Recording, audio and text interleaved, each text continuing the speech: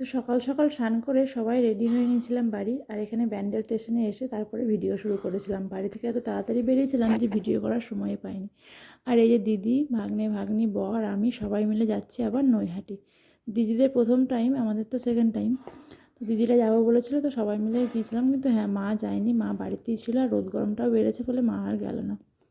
তো এখানে দেখো ট্রেনে উঠেছে, আর দুদিকে দুজন জানলা নেবে, তো দুজন দুদিকে জানলাতে বসে গেছে। আর এখানে দেখো গঙ্গা পেরোলাম। তো এত তাড়াতাড়ি যে আবার বড় মার কাছে যাবো সেটা আমি ভাবতেও পারিনি। প্রথমবারই যাবো করে তখন কত দেরি হলো, কিন্তু সেকেন্ড টাইম খুব তাড়াতাড়ি আবার চলে গেলাম।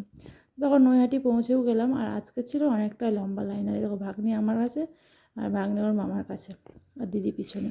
তো এখানে বরণ মায়ের পুজোর ডালাটাও নিয়ে নিলাম। তারপরে লাইনে দাঁড়ালাম। ফাইনালি লাইনে দাঁড়ানোর পর অনেকটা দাঁড়িয়ে থাকতে হয়েছিল আজকে। আমরা প্রথম দিন গিয়েছিলাম সেটার থেকেও আজকে অনেক বড় লাইন ছিল। তো ফাইনালি এখানে দুজনে সবাই মিলে দাঁড়িয়ে আছে। এখানে বড় মার এই লেখাটাও আমরা কপালে নিয়েছি। আর ভাগ্নের তো শুধু বলছি মামা খিদে পেয়েছে। ফাইনালি পুজো দিয়ে আসার পর এখানে টিফিন করেছিলাম, পুরি আর সবজি, আর কেকো মিষ্টিও খেয়েছিলাম। তো এখানে আসার পর যে কি শান্তি লাগছিল বলে বোঝাতে পারবো না। তো টিফিন করা কমপ্লিট হয়ে গেল। তারপরে টুকিটাকি কেনাকাটা, আর এই দেখো কী করছে। তো ভিডিওটা কেমন লাগলো অবশ্যই জানিও। তো দেখা হচ্ছে আবার নেক্সট